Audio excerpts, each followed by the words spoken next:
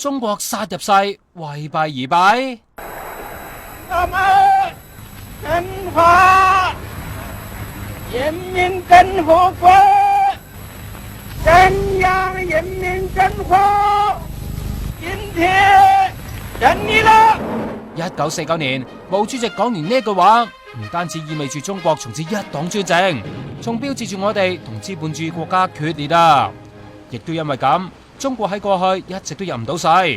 佢係最主要係為咗消除咧貿易限制嘅，例如成員國之間咧就致力去消除佢哋呢個關稅啦，去消除呢個配額啦。佢就扮演住一個叫貿易糾紛嘅仲裁者嘅。咁如果有邊啲國家咧佢有呢個貿易糾紛嘅話咧，咁呢個世貿就做一個中介者去調停，去判到底邊個錯邊個啱。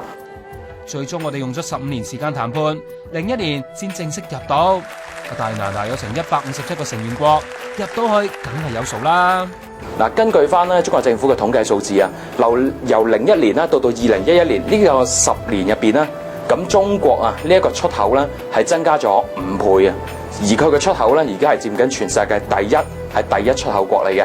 咁同埋咧喺呢一個加入世貿嘅頭10年入邊咧，佢吸咗全世界7000億美金嘅呢個外來投資啦。唔單止咁啊，人均年收入仲由01年得800美金，升到係09年2500美金，超過2億國民脫貧。國內企業仲成功跳出中國，投資覆蓋咗170幾個國家。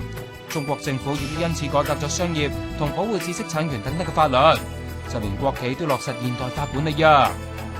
入世之後，各個成員國都要削減對中國貿易嘅限制，長遠會減少好多貿易矛盾噶。而且減低關稅之後，走私集團、貪官都冇得甩水，不法活動就自然減少啦。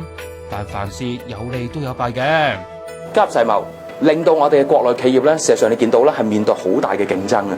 嗱，佢本來淨係得自己喺國內做生意嘅啫，突然間開放市場，好多外來投資者入咗嚟，佢哋嘅係優質嘅產品，係價格較低嘅產品。例如以1噸嘅小麥為例啦，我哋中國生產嘅話咧，每1噸為翻人民幣嘅話咧係要3200蚊嘅，但係喺澳洲生產為翻人民幣嘅話，即係1050蚊嘅人民幣啫。